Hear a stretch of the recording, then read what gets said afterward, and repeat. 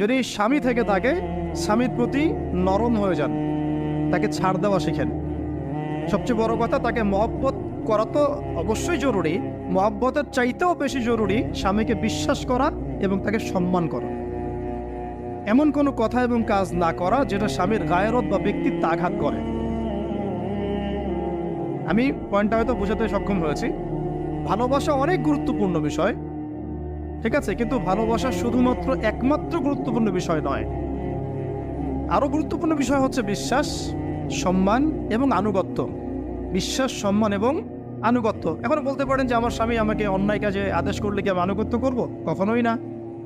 যখন স্বামী আপনাকে কুরআন সুন্নাহর দিকে আপনাকে ধাবিত করবেন, তখন আপনি তার আনুগত্য করতে বাধ্য, এবং এটা আপনার জান্নাতে যাওয়ার মাধ্যম বটে।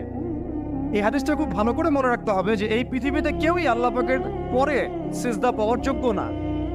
এমনকি নবীদেরকেও আল্লাহ পাক সিজদা করতে বলেন নাই, কিন্তু সেই নবী আমাদেরকে কিন্তু বলেছিলেন যে যদি আল্লাহ পরে কাউকে আমি সিজদা করতে বলতাম, তাহলে আমি স্বামীদেরকে সিজদা করতে বলতাম।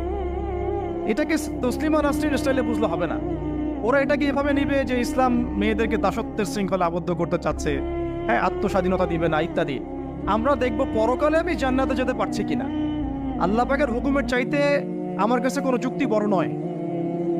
আল্লাহ পাকের হুকুমের চাইতে আমার কাছে কোনো যুক্তি, বিজ্ঞান, প্রযুক্তি এগুলো বড় মানদণ্ড নয়। শুধুমাত্র স্বামীর আনুগত্য, বিশ্বাস, সম্মানের বদৌলতে দেখা যায় যে পুরোটা জীবন এই বেচারা আপনার জন্য ঢেলে দিবে চাল। আর এই জায়গায় যদি দেখা যায় ঘাটতি থাকে, তখন কোনো কোনো ক্ষেত্রে ভালোবাসা যথেষ্ট হয়ে ওঠে না।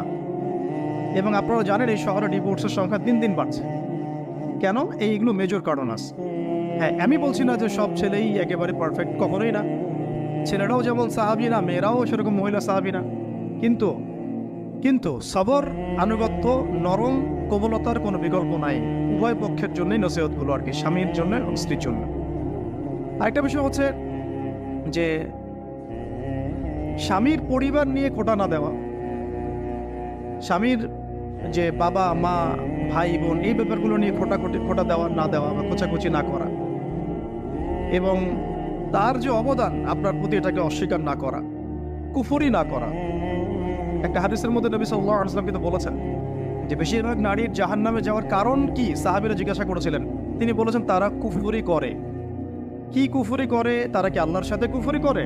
নবীজি বলেছেন না, বরং তারা সারা জীবন স্বামীর যে দিয়ে যাওয়া যে স্যাক্রিফাইস বা অধিকার, এটাকে হঠাৎ করে অস্বীকার করে বসে, হঠাৎ কোনো একদিন অস্বীকার করে বসে। এটার কারণে দেখা যায় আল্লাহ পাক নারাজ হয়ে যান।